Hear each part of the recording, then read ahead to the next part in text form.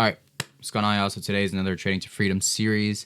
It's episode 13, and the topic of today's video is patience. Patience is everything when it comes to trading, and we'll talk a bit more about it after the recap. Today was a good day to kick us off the week. Didn't trade yesterday because of the whole Amazon thing. Doesn't really apply to me though, because this week is just a demo week for me, so I'm not trading in with an account or anything like that. So it was cool, but either way, I didn't want to take a trade because market conditions weren't great either way. So, but let's get into the recap and show you guys what I caught today. I damn near top ticked this fucking setup, but yeah, let's get into it. All right, so we're on the hourly chart of ES right here right now, and basically what I was looking for is I had marked out, this is a 4-hour gap that I marked out on the supply and demand zone of, and I was just gonna see where we could get price to bounce off of or where price is gonna go to. So during New York Open, we generated some liquidity up here in buy side, and then we kind of gunned down lower right below this 0.5 level, and I was like, okay, this could be good for me, right? At first I was like, well, let me see if I can catch the reversal off this fair value gap, off this imbalance, see if price wants to come down, fill this level, and then continue higher. But instead, my thought process was like, all right, well, since we generated a lot of liquidity up here, maybe we can find a liquidity sweep on the upside and then look for price to rally lower and then continue the trend. So I'll kind of show you what that looked like. So like price generated a lot of liquidity here, came down to fill this imbalance, and it's going to come back to take this liquidity at some point and then come lower and then maybe continue the trend. So that's what I was looking for. I was really looking for this liquidity sweep, catch that, and then catch a short down there. And that's what ended up playing out today. So let's get on the lower time frames. Let me show you how that kind of presented itself. So right here, there's a lot of generated liquidity right here, right? This is from pre-market. This took out London highs, and then also New York Open generated some liquidity here as well. So I was looking for price to come lower, of course, and tap into that fair value area, and then try to find. At first, I wanted to see if I can catch a reversal off this, right? See a reversal to the upside and get this these longs, but it just wasn't presenting itself. There wasn't really any inversions to play off, and it was a bit unpredictable. So I'll show you what price ended up doing. So when price ends up dropping up, right, taking out, I was looking at ES because ES was the leading pair. So I had NQ pulled up on the left and ES pulled up right here. And I was seeing that ES was probably going to take this high out, but NQ probably wasn't. So that's what ended up happening is ES took that high out, creating the S&T and confirming it, while NQ failed to take this high right here. So I was like, all right, boom, let's see if we can catch shorts off this. So as soon as this candle closed, I entered. Okay, so right here, off replay mode, right? I ended up buying my first right here in this top tick. And then once price came and retraced, I bought another mini.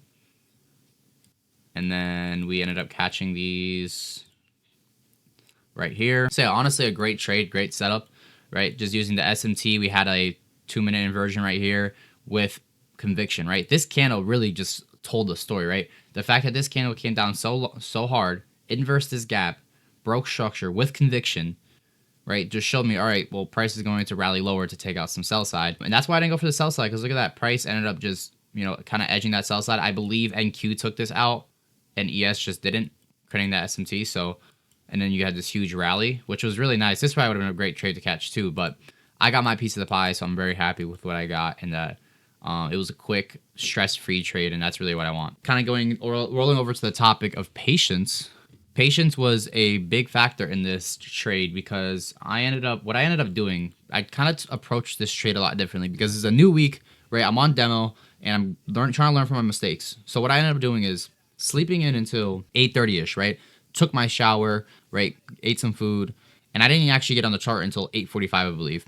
Or no, sorry, 9 o'clock. I didn't get on the chart till like 9ish, 9:05. So I let 30 minutes of market open, play around, which I'm very happy I did because if you look at market open, it's just kind of chop, just pure chop. So after letting market chop for like those 30 minutes, I was able to have a clear head and mark out my key levels and didn't have to get caught up in the beginning, market open bullshit, because that kill zone, the first like 15 minutes is just bullshit. So that's why patience was so huge for me today, right? Even though like I saw price rally up, taking out these highs, I was like, at first I was like, damn, it might go for Asia session highs and it might just continue higher and start expanding to higher highs. But I waited because I was like, this isn't my setup. I'm not going to enter off this And if I just doesn't present itself, then I just won't trade, right? So after me waiting, price rallies, price creates the SMT, starts to rally lower, and then that's where I, enter and execute, and it played out because I waited out perfectly. I waited for a perfect timing for all the stars to align, and I leveraged perfectly. Like I think money wise, I was risking like my first mini, I risked 300 to make 800, right? Like that's a great RR, and it was very high probability setup. And it's like other trades I'm taking that my losing trades are like even less RR, they're more 1-to-1, and I'm losing them more, right? These higher RR setups are actually doing me better because I'm more patient. I'm waiting, so I'm able to get better RR trades, which are also high probability. Yeah, and that's about it, right? That's just really it. I just wanted to let you guys know that like patience is everything.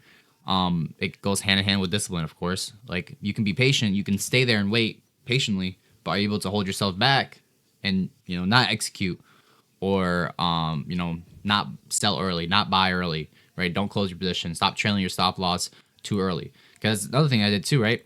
I'm looking while I'm in the trade, I'm trailing my stop loss as soon as I get like a good right. Once I hit like half my TP, then I'm trailing my stop loss.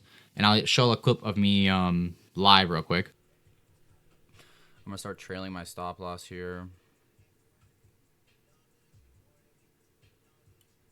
Start putting our stops to break even here, of course. And as you can see there, I'm patiently waiting for price to come down closer to my TP enough where I can start trailing, right? I start trailing, and then I get to break even once price reaches like 75% of my TP, and then boom, it was a safe trade, safe risk-free trade, no stress at all. But yeah, that's about it. That's basically what I want to say for you guys. Just be patient and also be disciplined. That goes hand in hand with each other. But patience is everything. Patience will reward you. The market will reward patient traders, not impatient traders. So, cheers to a good day. Let's keep this week good and disciplined. I'm hoping that every day this week I can just take A+ setups and I'm happy with every single trade I take. It doesn't matter if I win or lose. I just want to be happy with every single trade I take. So that next week I can come back on the evals, come back bigger and better and stronger, right? So that's about it for today's video. Short one today, but I'll catch y'all in the next Trading to Freedom series tomorrow. But yeah, peace out.